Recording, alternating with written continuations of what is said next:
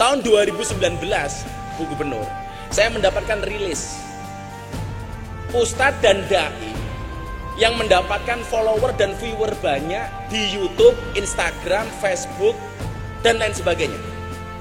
Dari 10 orang kader Nahdlatul Ulama yang muncul hanya nama Miftah Maulana Habibur Rahman. Yang lain semuanya kelompok Wahabi, Pak. Hampir semuanya. Termasuk kelompok yang mengatakan nasionalisme itu nggak ada dalilnya. Yang kemudian saya heran apa? Palestina mau merdeka, dia dukung mati-matian, bahkan kirim uang ke Palestina untuk memerdekakan Palestina. Giliran mencintai bangsanya, giliran mencintai Indonesia, dia mengatakan nasionalisme tidak ada dalilnya. Bila koplak uteki wong-wong ngoten. Saya setuju Palestina merdeka dan saya teriak-teriak soal itu. Maka kemarin Lebaran saya mengatakan semua saya maafkan kecuali Israel. Semuanya saya maafkan kecuali Israel. Tapi lucunya apa? Orang-orang ini yang mengatakan nasionalisme gak ada dalilnya, sementara dia teriak-teriak bantu Palestina.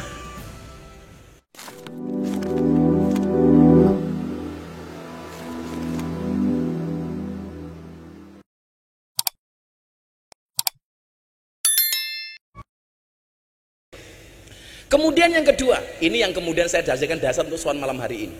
Al-intima ilal ulama fa innahum warasatul anbiya. Shalawatullah wa salamuhu alaihim ajma'in.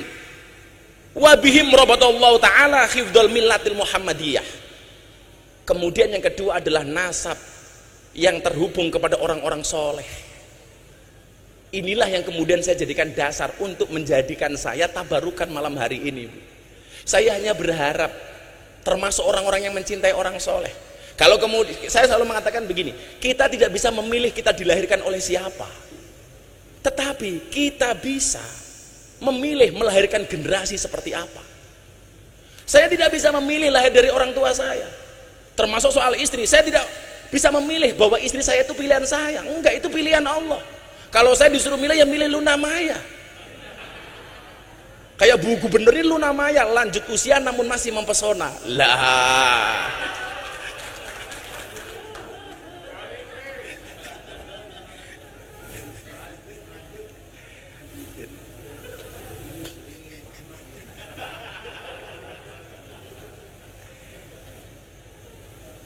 Saya itu sebenarnya dari dulu Bu Nyai, saya itu paling repot kalau ditanya soal nasab.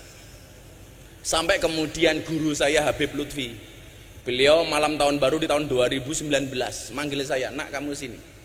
Ternyata nasab kamu itu sama dengan Mamah Salmah. Kenapa kamu gak pernah bilang? Mana mungkin saya berani, bah. Jadi kebetulan saya tadi matur sama Pak Kiai Marzuki. Nasab saya itu kebetulan, entah kebetulan atau karena memang seperti itu, sama dengan nasabnya Mamah Salmah. Mamah Salmah itu istrinya Habib Lutfi. Sama-sama keturunan ke-9 dari Mbah Muhammad Besari Ponorogo, yang mempunyai bapak makamnya di Caruban namanya Kiai Anom Besari. Kiai Anom Besari punya bapak makamnya di Kediri Abdullah Mursad Tukum, yang punya bapak namanya Raden Demang, punya bapak namanya Pangeran Demang, punya bapak namanya Ratu Jekulo, punya bapak namanya Brawijaya Limo. Brawijaya Limo pripun Bu Nyai?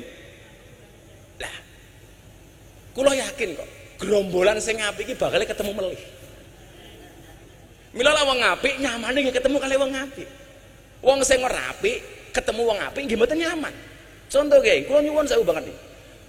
Saya ngaji di lokalisasi di Jogja niku, Bu Gubernur. Kalau saya belum selesai ngaji, kok mereka datang, lihat saya dari jauh itu malu.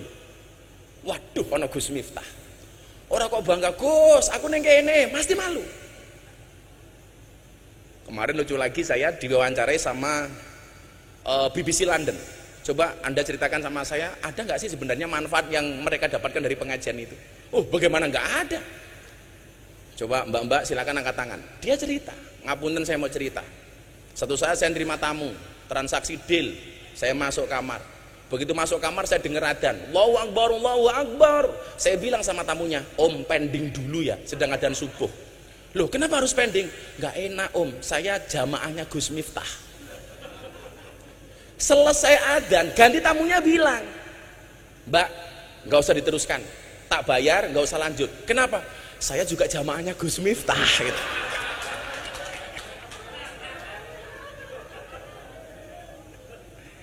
Coba sampai ngoten niku Kiai Hasyim. Jadi saya itu dibully dulu, didoli macam-macam, sampai didoli itu Bu Gubernur saya mendapat julukan presiden para pendosa. Sampai saya mendapati seorang mantan germo nyuwun sewu dengan badan yang besar, perutnya ditato. Begitu saya buka, tato beduk Pak Kiai. Kenapa kamu tato beduk? Saya cinta dengan NU katanya. Ya, preman loh nih. Preman. Makanya kalau kemudian hari ini orang merasa kontroversi dengan apa yang saya lakukan, ya monggo-monggo mawon lah. Men biasanya. Tapi yang jelas kemudian bahwa ada kebaikan-kebaikan yang kemudian bisa kita ambil.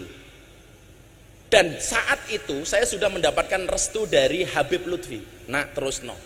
Sampai ketika saya disidang di Jakarta, kamu memalukan, menjual agama untuk kepentingan duniawi kamu. Dakwah di lokalisasi di klub malam, live di TV. Saya bilang, nyuwun sewu Kiai, kalau yang saya lakukan ini memalukan, lebih memalukan mana ketika kita melihat kemaksiatan tanpa memberikan solusi apapun kepada mereka. Kita sering menjadi hakim dan jaksa bagi kesalahan orang lain, tapi menjadi pengacara bagi kesalahan kita sendiri. Padahal Allah memerintahkan, menciptakan manusia untuk saling mengenal dan menasihati, bukan untuk saling menilai dan menghakimi. Makanya kalau saya ditanya, Bu, jane tugasmu ning kono ki apa to, Gus? Copet. Cuman bedanya saya dengan copet terminal itu satu, ya. Kalau copet terminal itu goblok, yang dicopet dompetnya, ketahuan dipukuli kepalanya. Gus Miftah yang dicopet apanya? Hatinya. Kalau hatinya sudah tercopet, jangankan dompet, yang lainnya pun pasti akan diberikannya. Wow. Santri kae rungokno santri kae. Godaane Pak Kiai Hasyim, ya Allah, saya keluar dari lokalisasi, mereka sedang mandi pakai anduk, jalan, saya jalan, monggo Gus mampir, ya Allah. Gitu kan. Dengan alasan itulah saya tidak pernah mengajak Kiai Marzuki, karena saya khawatir kalau beliau masuk nggak mau keluar lagi.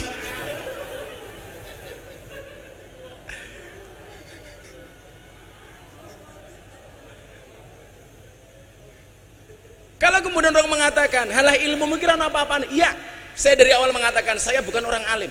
Tapi saya punya prinsip, qalilum minal yakin khairum min katsirin minal ilmi wal amal. Saya punya yang sedikit tapi yakin. Itu menurut saya lebih bagus. Maka disitulah kemudian saya merasa menjadi santrinya Mbah Wahab, walaupun saya nggak bisa ketemu beliau. Karena saya teringat, ana abdun man alamani walau harfan wahidan. Saya adalah budak bagi siapapun yang mengajarkan saya walaupun cuma satu huruf. Artinya apa? Begitu banyak saya membaca literasi tentang Pak Kiai Wahab. Artinya apa? Saya berhak dong mengaku santrinya beliau. Ya. Karena abdun man alamani walau harfan wahidan. Maka perkenankan Bapak Ibu sebagai refleksi, minimal pemahaman untuk adik-adik saya santri di luar sana yang mereka galau karena tidak bisa melihat saya secara langsung.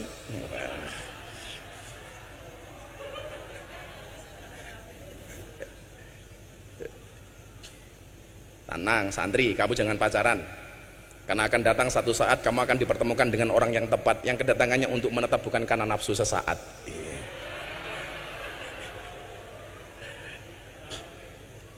Yang pertama, saya tadi mengkorek-korek salah satu sejarahnya Mbah Wahab melalui Gus Fikri Jember, karena kebetulan saya berhubungan baik dengan beliau. Gus, nopo leres Mbah Yai Wahab niku sugih. Beliau menceritakan dengan sangat detail, leres Gus. Bahkan kalau kemudian lihat kekayaannya Mbah Wahab itu, tanahnya terbentang antara Jombang sampai Surabaya.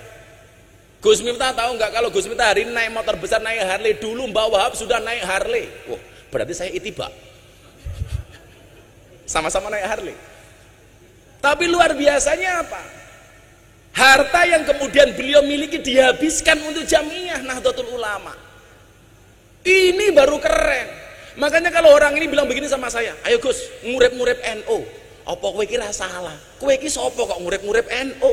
Sing ana kowe golek urip saka NU. Makanya saya kok agak riskan, nggak enak dengar kalau orang bilang aku pengen ngurip-ngurip NU. Kalau kamu pengen ngurip-ngurip NU, kau yang Mbah Wahab. Hartanya untuk Nahdlatul Ulama habis. Yang barangkali ahli warisnya nggak terima apapun dari Mbah Wahab. Mata punya mujidah nggih. Coba.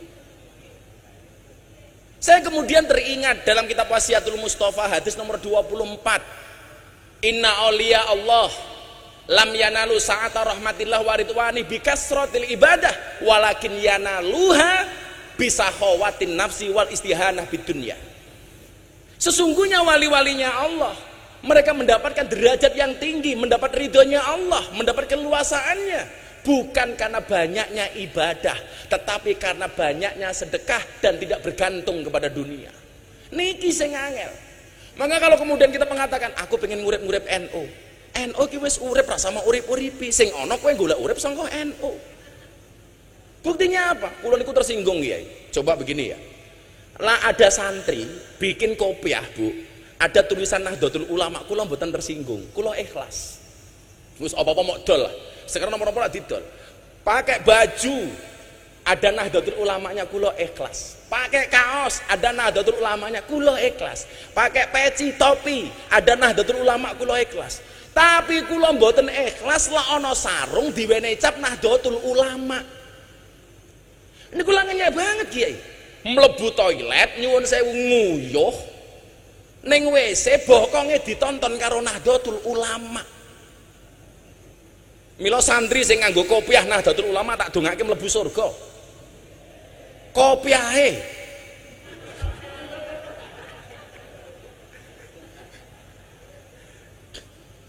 yang bisa kita lakukan hari ini nopo? Enggak usah ngomong kamu ngurip-nguripi NU. Banyak hari ini orang yang dihidupi oleh NU. Enggak usah ngomong gede ke NU. NU sudah besar. Yang perlu kita lakukan apa? Khidmah terhadap Nahdlatul Ulama tinggalannya Mbah Wahab. Salah satu contoh khidmah begini Kiai. Kita itu nggak sadar begitu banyak yang tadi saya tempat diskusi sama Pak Kiai Marzuki. Begitu banyak amaliyah NU yang dicuri tapi kita nggak sadar. Padahal apa? Dalil yang sering kita pakai al-muhafadzatu al-qadimi sholih wal aqdu bil jadidil aslah. Bahkan kalau Pak Kiai Said Akil bukan lagi bil jadid bil ajdadil aslah. Tahun 90-an Pak Kiai Said ngendikan itu. Bil ajdad yang lebih baru lagi. Contoh, kita harus mempertahankan yang qadim dan soleh, jangan sampai hilang. Ngaten Kiai, sak ngerti kula, tinggalane mbah-mbah biyen ngaji teng masjid niku namine madrasah diniyah, Madin. Hari ini masjid-masjidnya orang NU sudah kehilangan madrasah diniyah, diganti karo TPA, diganti oleh TPQ, yang itu merupakan produk dari orang-orang PKS, musuhnya Pak Kiai Marzuki. Saya NU, amaliyah hilang lali. Madrasah diniyah itu tinggalan mbah-mbah kita dulu itu qadim dan soleh. Kenapa hari ini hilang kita nggak tahu? Diganti dengan TPQ, diganti dengan TPA. Makanya saya sampaikan kepada semuanya, nyuwun sewu, kalau saya boleh usul, pertahankan istilah madrasah diniyah, karena itu qadim dan soleh. Nomor loro, malih nih. Enten amalan Kiai, nyuwun sewu, bukan amalan. Buku ngaji, kitab ngaji yang kita pakai tinggal nih mbah-mbah ini apa Bu Khofifah? Turutan. Metode ngajinya namanya Al-Baghdadiyah. Hari ini hilang. Diganti oleh apa? Iqra. Produknya kawan-kawan kita Muhammadiyah, Kiai As'ad Humam. Kita nggak sadar. Wong-wong NU bangga menggunakan Iqra. Kelangan turutan. Bukan salahnya Iqra, tapi bodohnya kita. Kelangan turutan tapi nggak kroso. Saya fanatik dengan turutan. Kenapa Kiai? Karena turutan mengajarkan kepada kita untuk makhorijul huruf yang benar. Kalau kata Bu Khofifah, pitch controlnya yang benar. Bagaimana kita diajarkan membaca huruf hijaiyah dari alif sampai iya. Kulo setahun Kiai. Sampai mimiknya, sampai gesturnya dilihat oleh abah saya.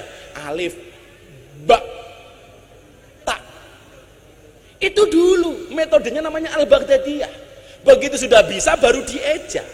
Alif fathah a, alif kasroh i, alif domah u, a i u. Tak fathah taha domahu kaf domaku tahuku. Zaman dulu ngaji belum ada listrik, adanya lampu senter Petromak. Begitu minyaknya habis, kiainya kirim surat ke wali santri, le suratnya kano bapakmu. Dibuka bapakne surat isine nopo? Ba fatkah ba, ya fatkah ya, ro fatkah ro, bayar ro. Begitu dibuka bapaknya nggak punya uang karena musim pandemi, musim paceklik, bales. Bapak orang kuat bayar le, tolong suratnya diatur ke Pak Kiai. Begitu dibuka Pak Kiai suratnya sini nopo? Sod fatkah so, ba fatkah barok fatkah ro, so baro. Kiai ini mantan preman rambut digondrong, bapakmu kurang ngajar kon bayar malah Pak Kiai kon sabarnya suratnya kon bapakmu. Dibuka bapaknya suratnya sini nopo? Mem fatkah mata fatkah tamim domamu. Begitu indah, hilang bu saniki. Ini tugas kita loh Pak Kiai, jangan sampai hilang. Lebih celaka lagi nopo? Ziarah kubur. Ini kula amalane wong NU.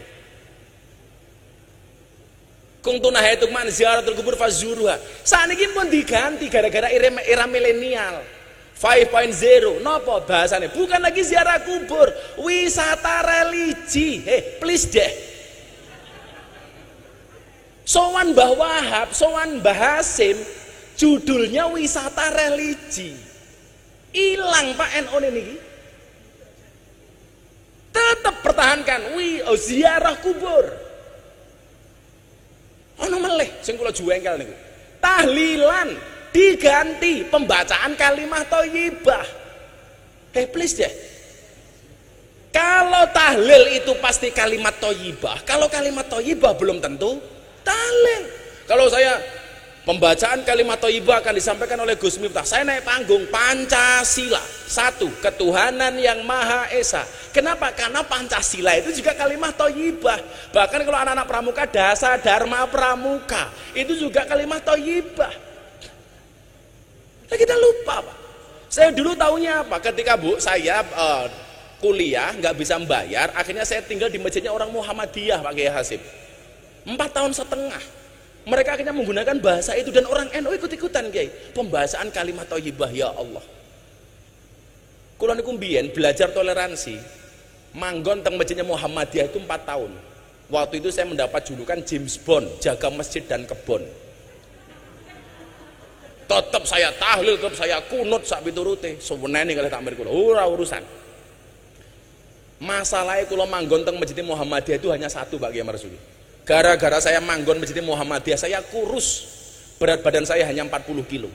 Napa kula melu Muhammadiyah kurus? Soalnya Muhammadiyah belas nggak pernah ono selamatan. Ora ono mangan-mangan belas kan. Kere aku.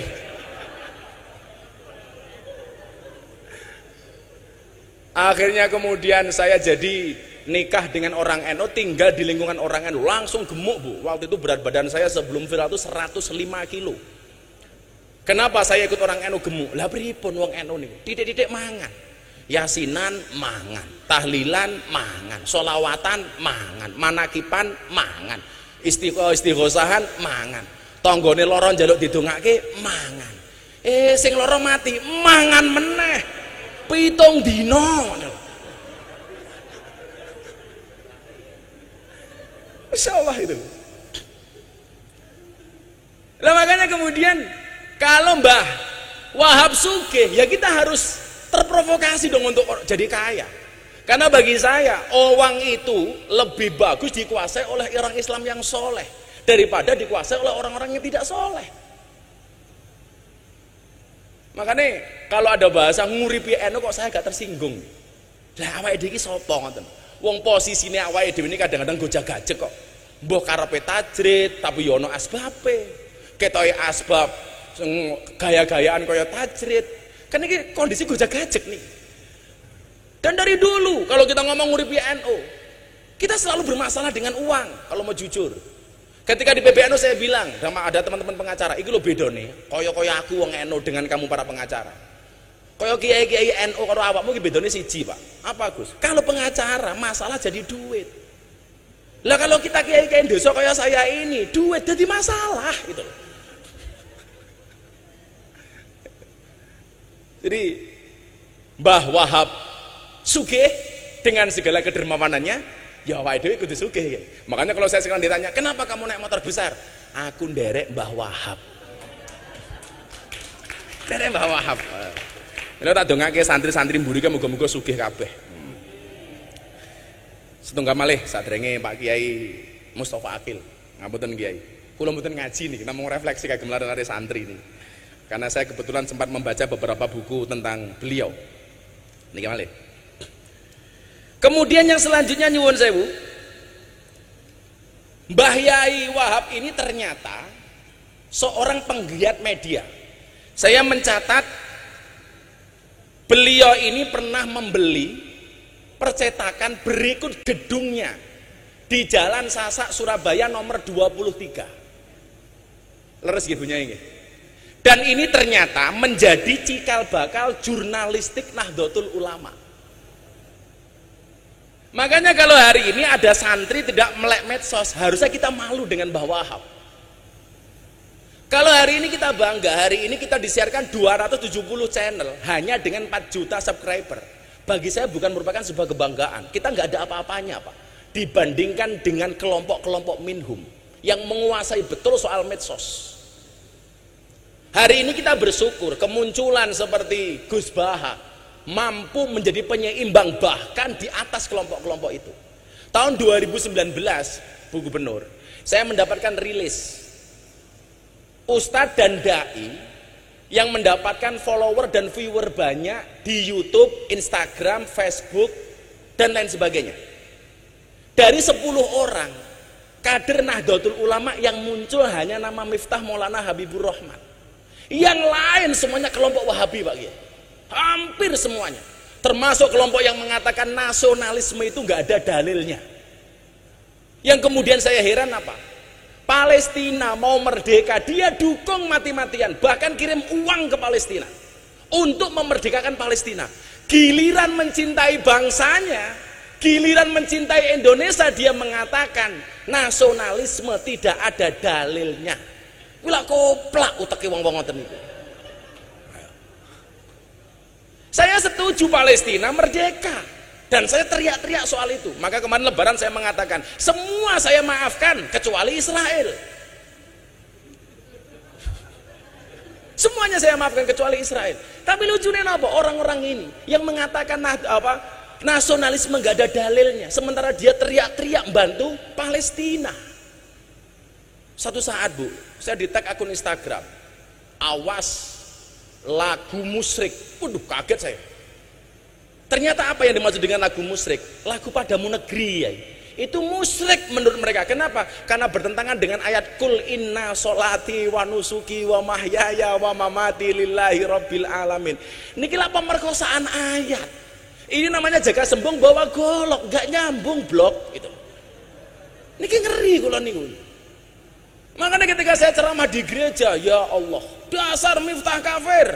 Ya saya sederhana jawabnya, dasar Miftah kafir. Ya kafir sahadat meneh.